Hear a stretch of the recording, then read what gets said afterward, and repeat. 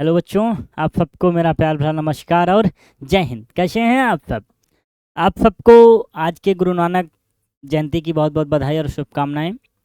तो पिछली क्लास में हमने आपसे बात की थी कोऑर्डिनेट ज्योमेट्री की, जिसमें हम कुछ बेसिक बातें कर चुके थे आपके सामने, जैसे कि इंट्रोडक्शन हो गया था और सेक्शन फार्मूला की बात हो चुकी थी और डिस्टेंस फार्मूला की बात हो चुकी थी। आज की क्लास में हम कॉन्सेप्ट को एंड कर देंगे और क्या आपसे बात करेंगे कि क्या क्या चीज़ें और आपको अभी इसमें पढ़नी है और कैसे हम लोग चीज़ों को आगे करते हैं। पिछली क्लास में आप सबने बहुत अच्छे तरीके से सपोर्ट किया और बड़ा अच्छा लगा आपसे कि आप लोग लगातार क्लास को देख रहे हैं, है ना? जी सर, हम देख रहे हैं क्लास को। तो आप सभी को दोबारा इस क्लास में स्वागत है। आज की क्लास में हम दो चीज़ें करेंगे बात आपसे। पहली क्या है?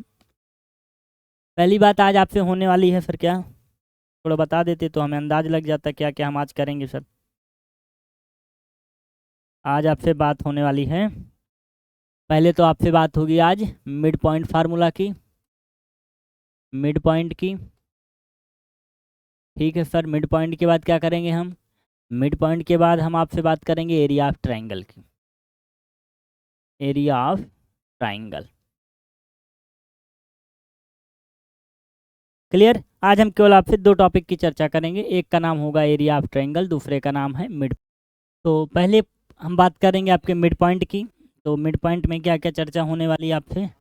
मिड पॉइंट में हम आपसे बात करेंगे कि जैसे कोई मान लीजिए अपने पास ये पॉइंट है ए एंड कोई पॉइंट है आपका बी। इसका जो पॉइंट दिया गया है x1 y1, इसका जो पॉइंट आपको दिया गया है वो x2 y2।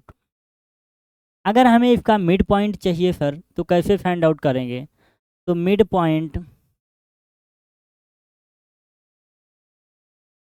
Mid is equal to, आपको कुछ नहीं करना, आप एक बार x1 प्लस x2 y2 कर दीजिए, एक पॉइंट आ जाएगा।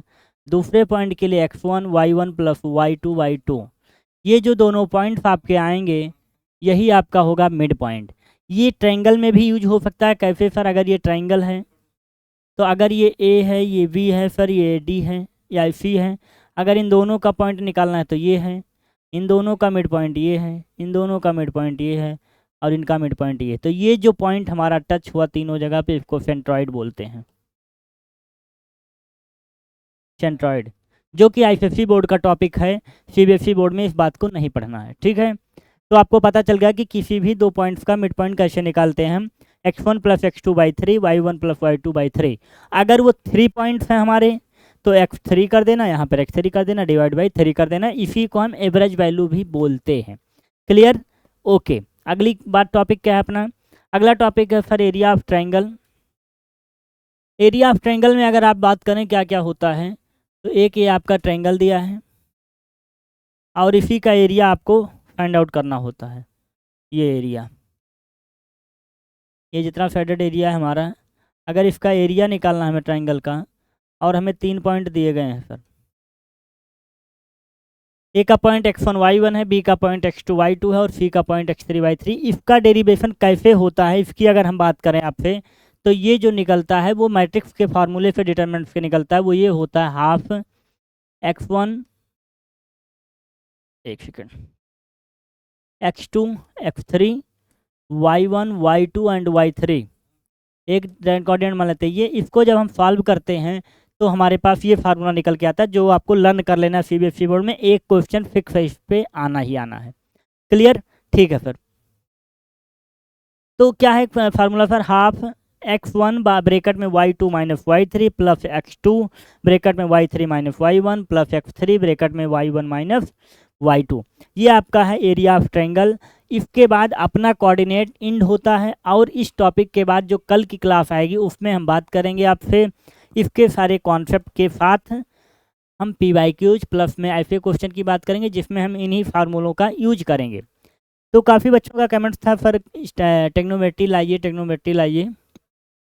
तो वो भी आएगा, परेशान ना हो, सर्किल भी आएगा, ट्रायंगल भी आएगा, एक एक करके आएगा, टाइम लगेगा पर अच्छा आएगा आपके लिए। देर आएंगे पर दुरुस्त आएंगे, एक एक टॉपिक लाएंगे, कुछ उसमें डाउट आपका रहेगा नहीं। ये ट्रायंगल बना हुआ है,